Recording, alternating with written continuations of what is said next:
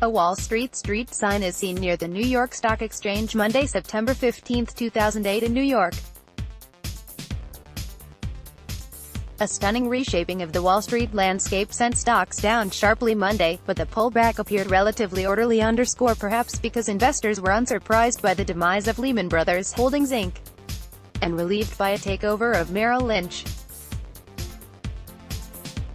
AP photo, Jin Lee, Washington. Eric Sevareid, 1912–1992, the author and broadcaster, said he was a pessimist about tomorrow but an optimist about the day after tomorrow.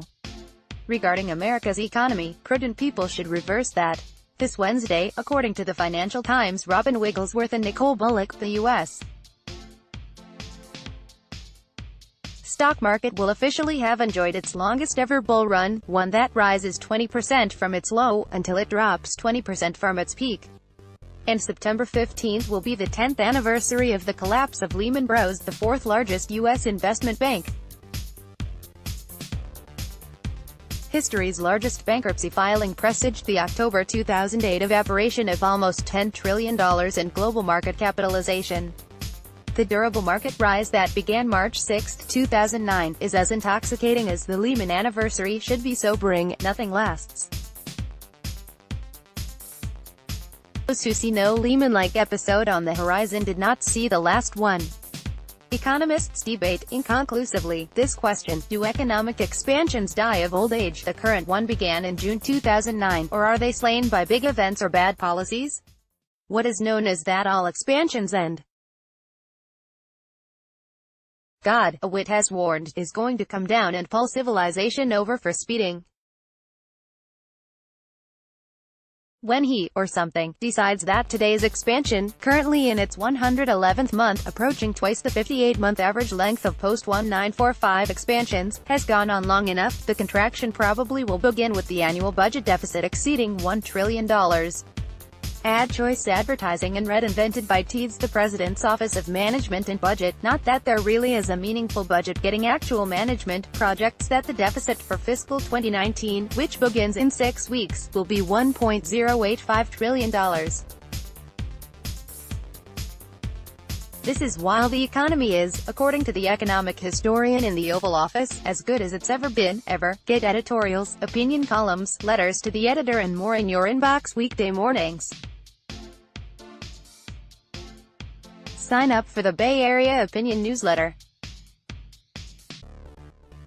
Leavening administration euphoria with facts, Yale's Robert Shiller, writing in the New York Times, notes that since quarterly GDP enumeration began in 1947, there have been 101 quarters with a growth at least equal to the 4.1% of this year's second quarter. The fastest, 13.4%, was 1950's fourth quarter, perhaps produced largely by bad news. The Cold War was on, the Korean War had begun in June, fear of the atomic bomb was rising. New York City installed its first air raid siren in October, as was, consequently, a home-building boom outside cities and scare buying of products that might become scarce during World War III. Today, Shiller says, it seems likely that people in many countries may be accelerating their purchases of soybeans, steel and many other commodities, fearing future government intervention in the form of a trade war, and fearing the probable higher interest rates.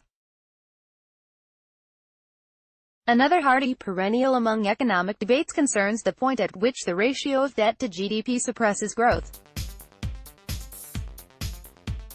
The sort of good news, in that it will satisfy intellectual curiosity, is that we are going to find out where that point is. Within a decade, the national debt probably will be 100% of GDP and rising. As Erwin Stelzer of the Hudson Institute says, if unlimited borrowing, financed by printing money, were a path to prosperity, then Venezuela and Zimbabwe would be top of the growth tables. Jay Powell, chairman of the Federal Reserve, says fiscal policy is on an unsustainable path, but such warnings are audible wallpaper, there but not noticed. The word unsustainable in fiscal rhetoric is akin to unacceptable in diplomatic parlance, where it usually refers to a situation soon to be accepted. A recent IMF analysis noted that among advanced economies, only the United States expects an increase in the debt-to-GDP ratio over the next 5 years. America's Complacency Caucus will respond, but among those economies, ours is performing especially well. What, however, if this is significantly ineffective? Exploding debt. Publicly held U.S. government debt has tripled in a decade. Despite today's shrill discord between the parties, the political class is more united by class interest than it is divided by ideology. From left to right, this class has a permanent incentive to run enormous deficits, to charge, through taxation, current voters significantly less than the cost of the government goods and services they consume, and saddle future voters with the cost of servicing the resulting debt after the current crop of politicians have left the scene.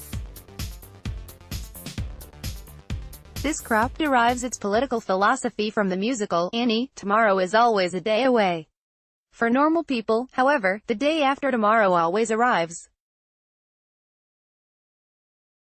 80 Quality Auto 360p 720p 1080p. You might also like find the best VPN in Singapore. Trusted review. Enjoy. Compare HSBC Visa Infinite card holders. Our concierge is at HSBC Bank. US Japan price gap points to stronger yen. Nikkei Asian review. Must attend SG's largest wealth convention of 2018 at health.wealthconventions.com. Let your home be a place for physical and spiritual. Welcome to IKEA.com. Big reward for Singaporeans born before 1981. Survey. Compare. Investigators focus on 5 areas in search for Iowa. MercuryNews.com. Why theft of car manuals is increasing. Roadshow. MercuryNews.com. Olympic champion Bodie Miller and wife Morgan share. MercuryNews.com. Ask Amy, my house isn't dirty, but she refuses to come over. Michael J. Fox hid wine bottles, drinking from Tracy Pollan after Parkinson's diagnosis. Your birthday defines your life. Believe it or not. Ace Pro Academy. The military watch that causes furor on the internet at Gadgets.com. Chiropractors baffled. Simple stretch relieves years of back pain. Healthhacktipscom. Carolyn hacks. I'm so mad about our party that I can't even talk to him. What happened to Elon Musk's Instagram? The most popular airports in the world, ranked far and wide. Finally. Financial planning. Your life, your way. Finally, the 9 worst things to buy at Day. So Money Smart. Political cartoons. Omarosa vs. Trump. Former Oakland Raider gets early release from jail.